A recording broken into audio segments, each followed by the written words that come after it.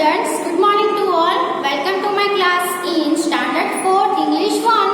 Standard 4th English 1 में हम unit number 5 chapter number 9 था जो था don't be afraid of the dark, जो हमने एक पोयम थी जो हमने कंप्लीट कर ली थी। अब वही यूनिट नंबर 5 में दूसरा जो चैप्टर है वो कौन सा है? चैप्टर नंबर 10 हेलन किलर, वो आज हम स्टार्ट करेंगे।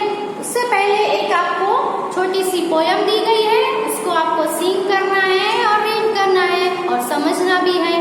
तो आपको आपकी जो टेक्स्ट बुक है इंग्लिश की, उसमें पेज नंबर 8080 पे आपको जो दिया है वो है डोंट गिव अप।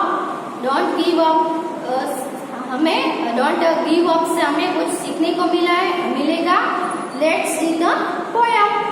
तो if you keep on going and never stop, you can keep on going, you can make it to the top if you keep on going। अगर आप keep on going, आप चलना है वो चलते ही रहोगे, keep on going यानी चलते ही रहोगे तो and never stop, और कभी भी स्टॉप नहीं होगे तो you can keep on going, तो आप चलते ही रहोगे and you can make it to the top, और आप अपने आप को टॉप पे ले जाओगे, ऊंचाई पर आप अपने आप को लेकर जाओगे अगर आप चलते रहोगे।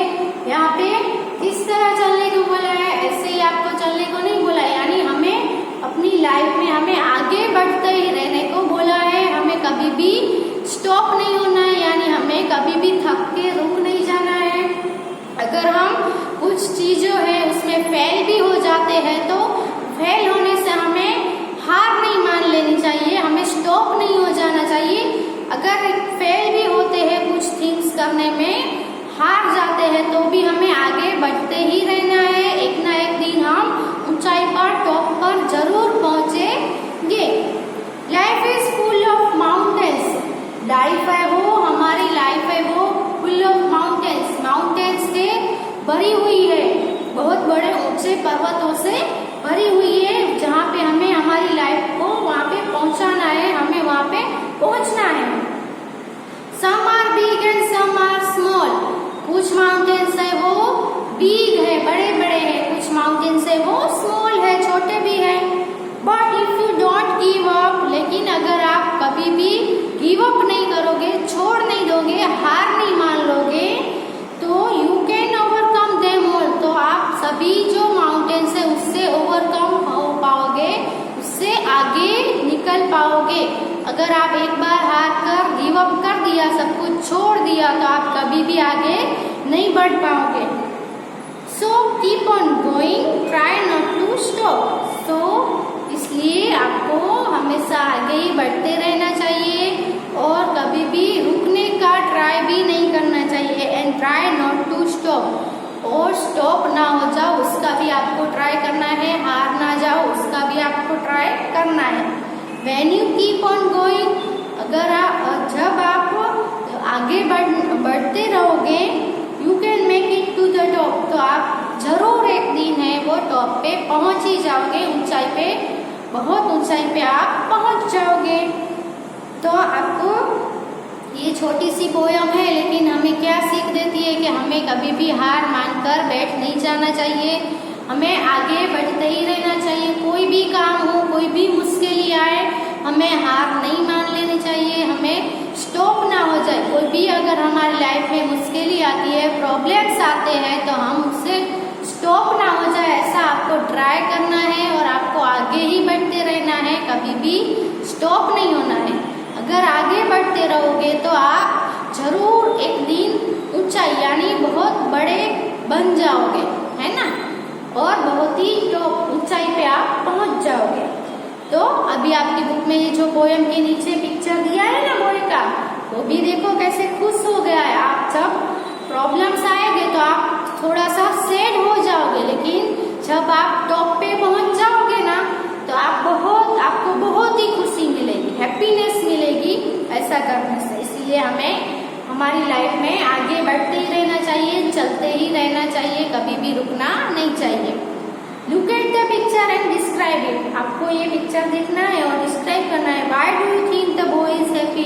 आपको क्यों लगता है कि बॉय है वो हैप्पी है? तो ये पिक्चर देखे तो इसको डिस्क्राइब करके पिक्चर में क्या है, एक माउंटेन है और एक बॉय है, वो माउंटेन की टॉप पे पहुंच गया है।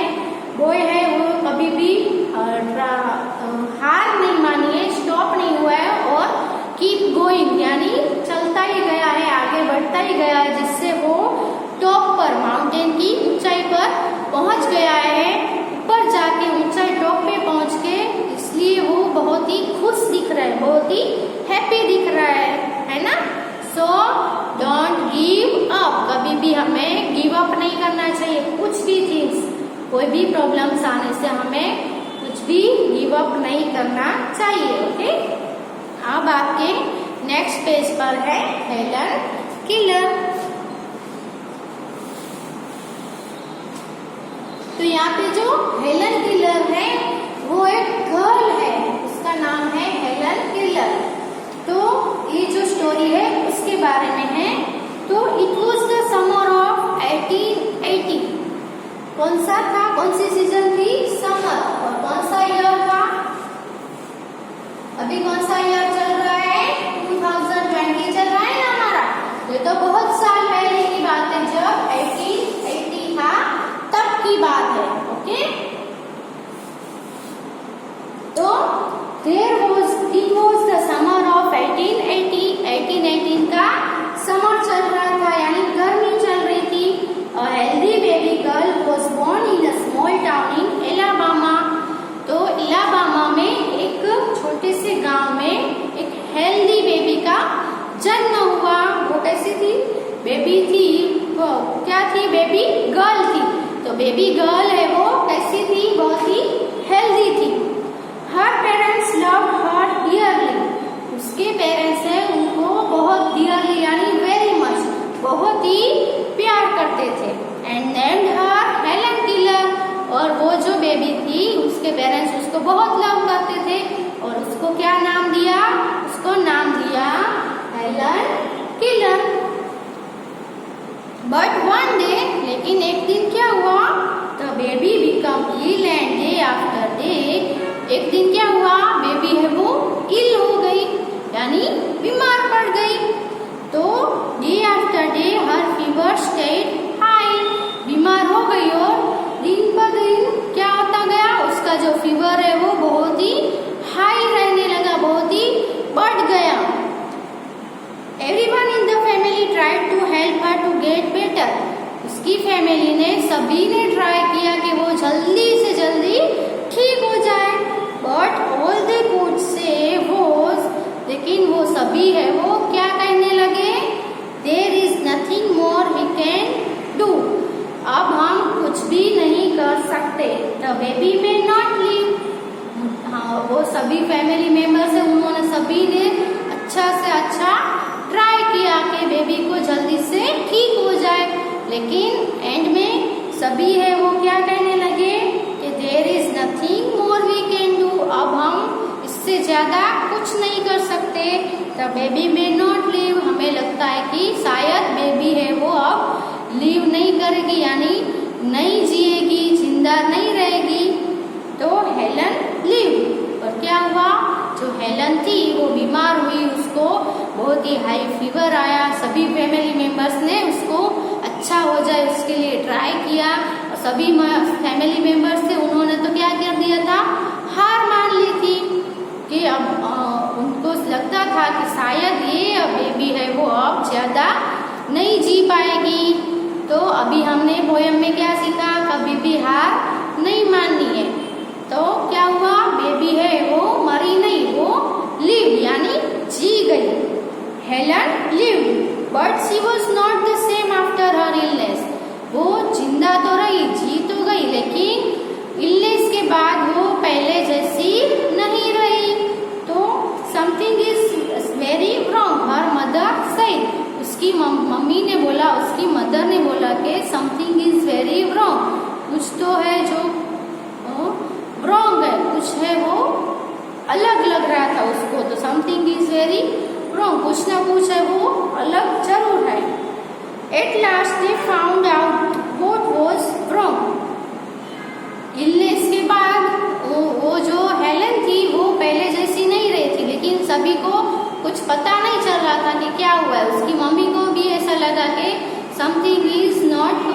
समथिंग इज वेरी रॉन्ग, कुछ ना कुछ है वो खराब है यानी रॉन्ग है, कुछ ना कुछ तो हुआ ही है।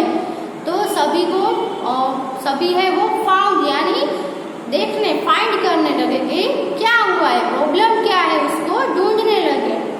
तो एट लास्ट और लास्ट में दे फाउंड आउट कि उन्होंने फाउंड कर लिया कि व्हाट वाज रॉन्ग, क्या है वो रॉन्ग जा रहा था, क्या है वो सही नहीं था, वो उनको मिल गया कि द चाइल्ड कुड नॉट सी और हियर। चाइल्ड है जो बेबी है हेलन है वो कुड नॉट सी और कुड नॉट हियर, उसको दिखाई भी नहीं दे रहा था और उसको सुनाई भी नहीं दे रहा था। कितनी खराब थिंग होगी है ना, जब कोई देख भी ना पाए और सुन भी ना पाए। अगर देख भी नहीं पाएगा और सुन भी नहीं पाएगा तो वो बोल भी नहीं पाएगा।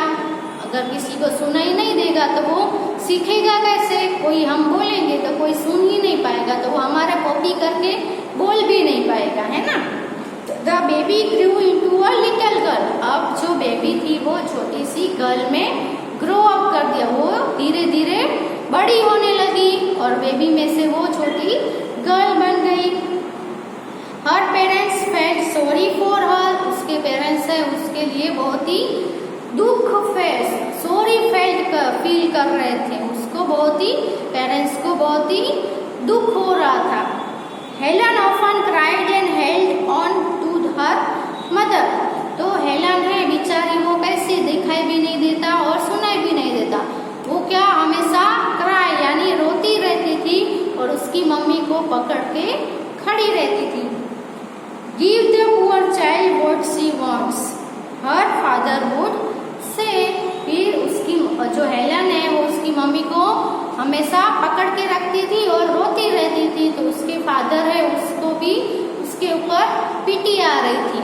तो उसके फादर ने कहा कि जो ये पुअर चाइल्ड यानी ये जो चाइल्ड है उसको जो भी चाहिए वो उसे दो, उसे रुलाओ मत। दो Helen could not hear or see, she was a bright little girl, कि जो हेलन थी वो देख भी नहीं पा रही थी और सुन भी नहीं पा रही थी, है ना।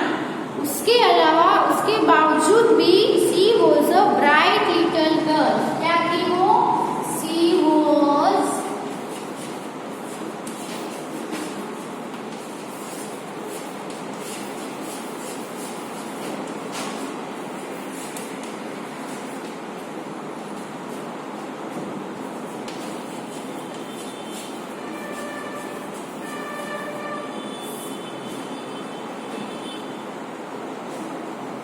जो हेलन है वो सी और हियर, सी देख भी नहीं पा रही थी और सुन भी नहीं पा रही थी, उसके बावजूद वो है she was a bright little girl, वो एक बहुत ही ब्राइट गर्ल थी, ब्राइट छोटी सी गर्ल थी। Some people thought Helen could not learn anything, कुछ लोग है वो कहते थे कि हेलन है वो कुछ भी लर्न नहीं, कुछ भी सीख नहीं पाएगी, क्योंकि उसको दिखाई नहीं दे रहा था, वो क्या सीख पाएगी, उसको सुनाई भी नहीं दे रहा तो कैसे सीख पाएगी।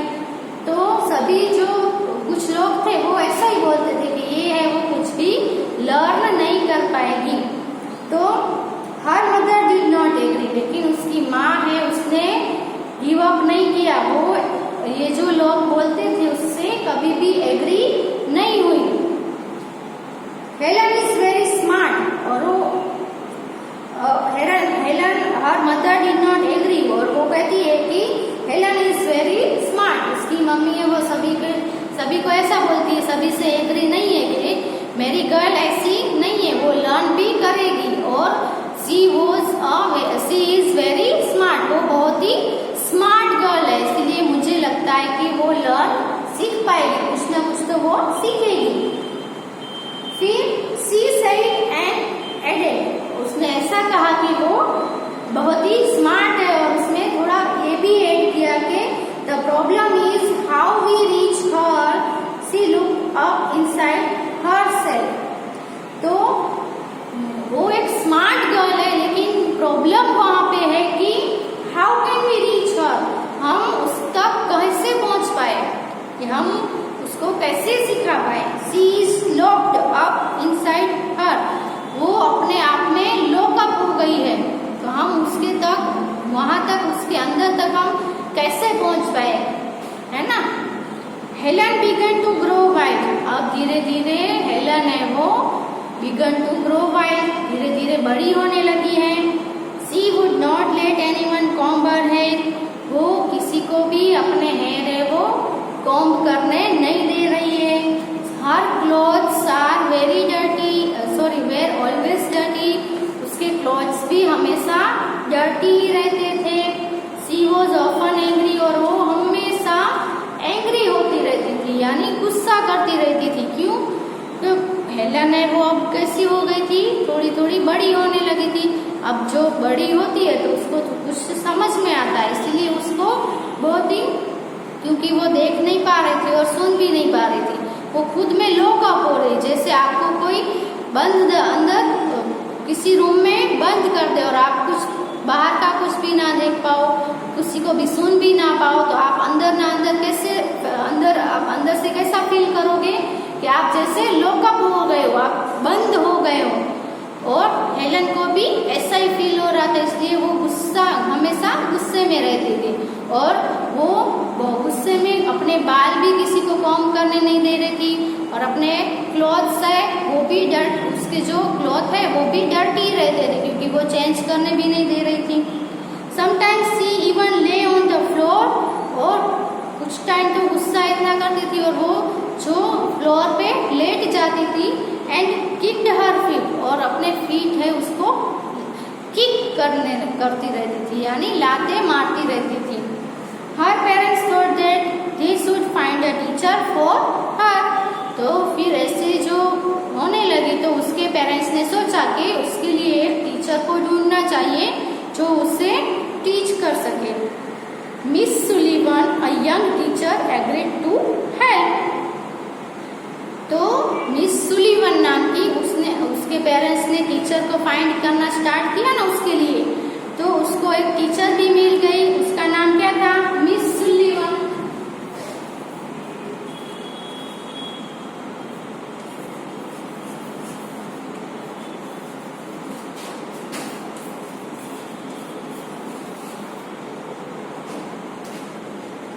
A young teacher.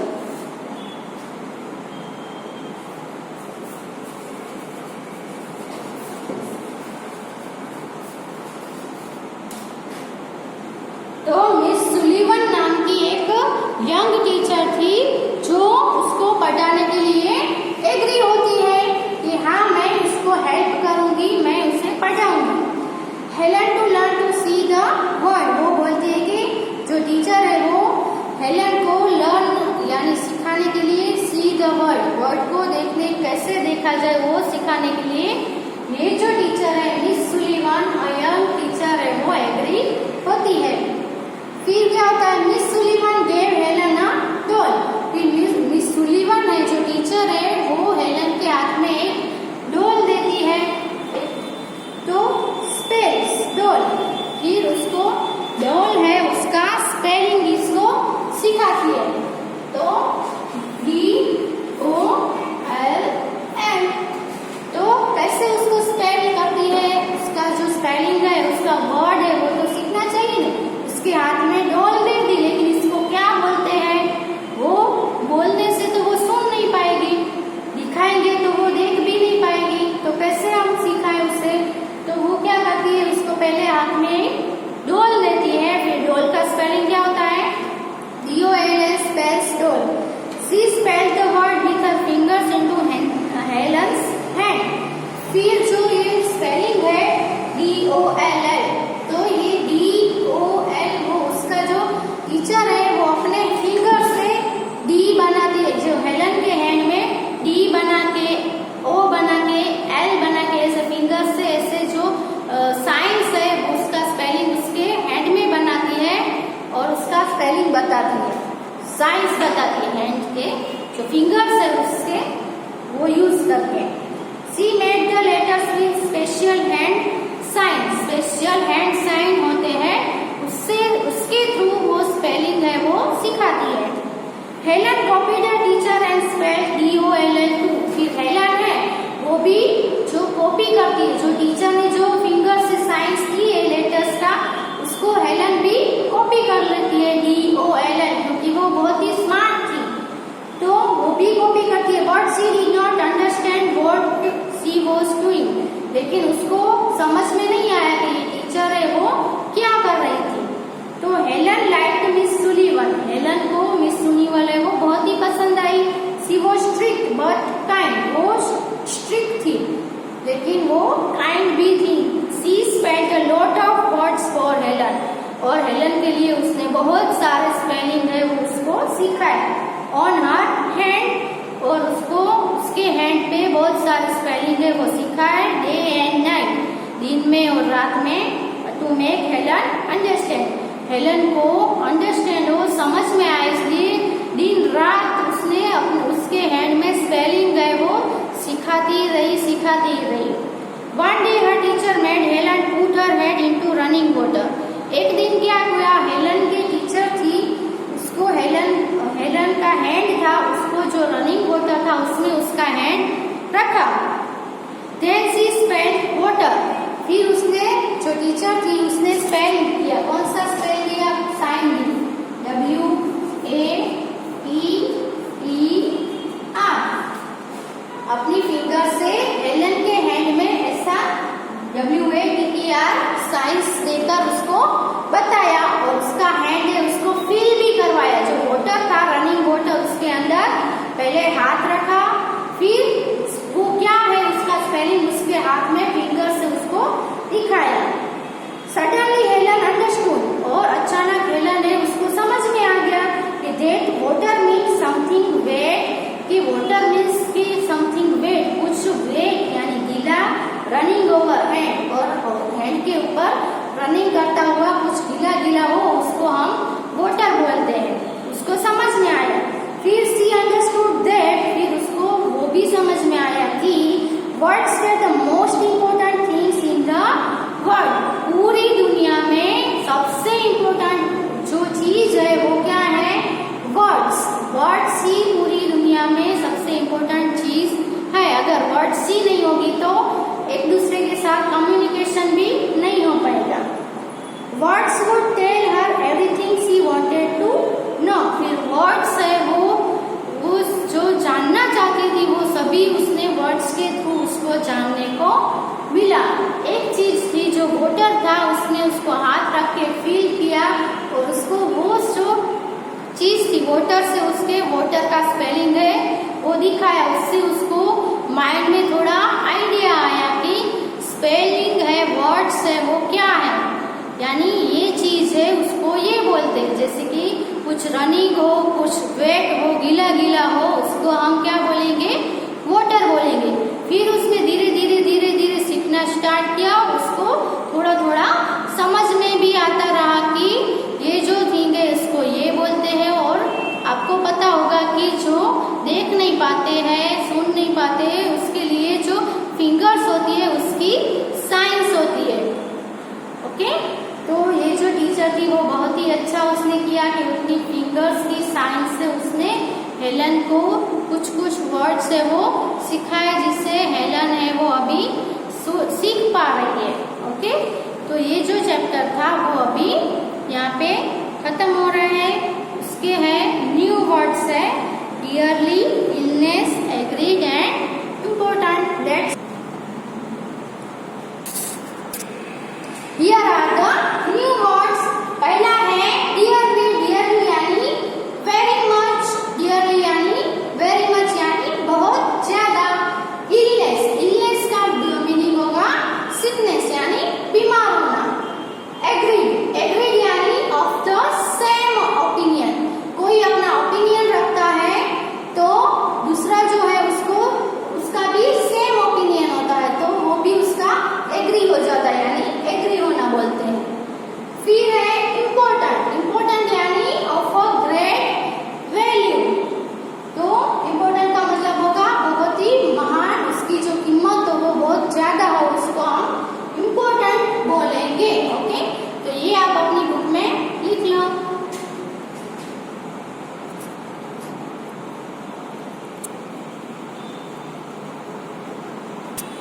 ओके, तो हम जो नेक्स्ट है वो हम आगे का चैप्टर है वो नेक्स्ट वीडियो में कंटिन्यू करेंगे। Okay, thank you.